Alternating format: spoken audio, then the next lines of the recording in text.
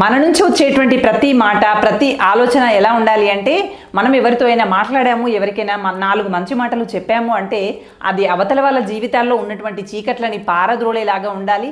అవతలి వాళ్ళ జీవితాల్లో లేనటువంటి ధైర్యాన్ని, భరోసాని అందించగలిగేదిగా ఉండాలి.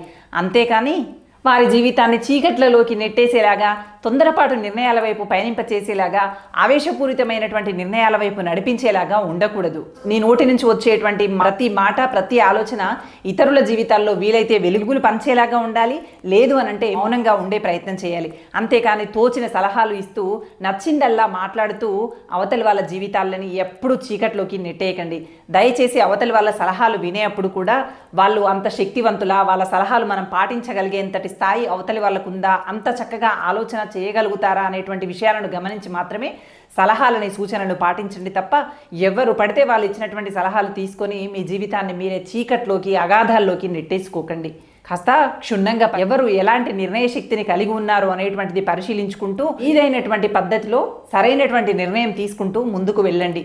జీవితాన్ని అగాధాల్లోకి నెట్టేసుకోకండి. ఒక్కసారి కూరుకుపోయామా పైకి రావటం చాలా కష్టం. జాగ్రత్త.